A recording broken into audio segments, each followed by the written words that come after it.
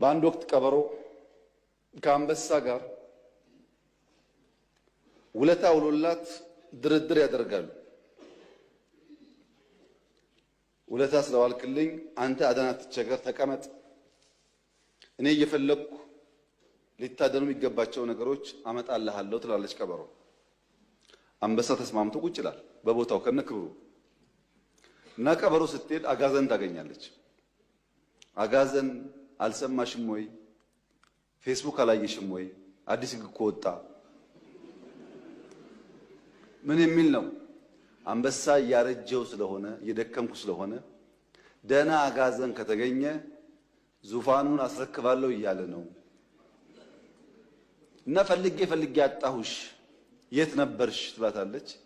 አጋዘን ደንግጣ እውነትሽን ነው? መቼም ስልጣን የማይፈልግ የለም። እውነትሽን ነው ትላታለች። አዎ በእኔ እንሂድ ላሳየሽ። ልክ አንበሳ ጋር ሲደርሱ ያውልሽ እና አነጋግሪው ትላታለች። አጋዘን አገር ሰላም ነው ብላ ልታናገር ስትሄድ አንበሳው አፈፍ ሲያረጋት ግጭት ይፈጠርና በግድ ታመልጣለች። ግን አንድ ቀንዷ ይሰበራል።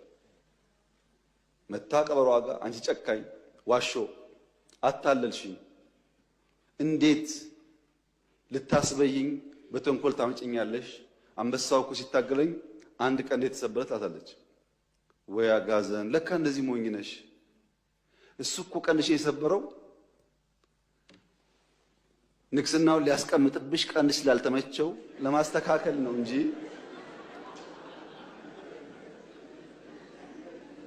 ለክፋት አይደለም። ተሸውደሻል አለቻት። ነው እንዴ ብላ ጓጓች። ስልጣን አጓጓል።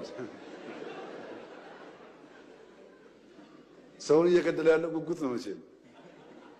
ተመልሳ ሄደች። ተመልሳ ስትሄድ ቅድም ዘውድ ለማስቀመጥ ነው ቀንድሽን የሰበረው ተብላ ሄዳ ሲታገላት እንደም ስታመልጥ ጭራዋ ይቆረጣል ያጋዘማ። አሁንም መታ በጣም በምሬት አንቺ ቀበሮ ክፉ እንዲህ ብለሽ ይኸው ድጋሚ ሄጄ ጭራዬ ተቆረጠ አለቻት። አንቺ አጋዘን ያምሻል ወይ? ቅድም ለሚቀመጠው ነበረ፣ አሁን ደግሞ አንቺን ዙፋን ላይ ለማስቀመጥ ጭራ አያስፈልግም ብሎ ነው።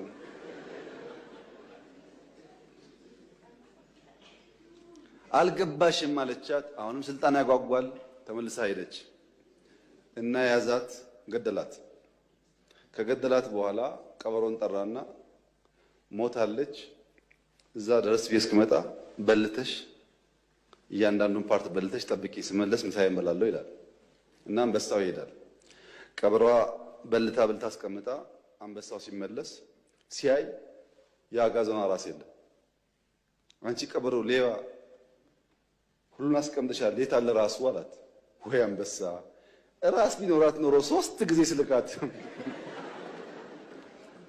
ትመላለስ ነበር ወይ? ጭንቅላት ችግር ነው የሚያመላልሳት አለች ቀበሮ ይባላል። እና የኤርትራ ጥያቄ ቅኝ ግዛት ነው ብሎ አሁን የባህር ጥያቄ አይገባኝ የሚለው ከዚህ አጋዘን የማይሻል ነው ማለት ነው። ያልገባው ጭንቅላት የሌለው ነው ማለት ነው። ጊዜ የማያስተምረው ነው ማለት ነው።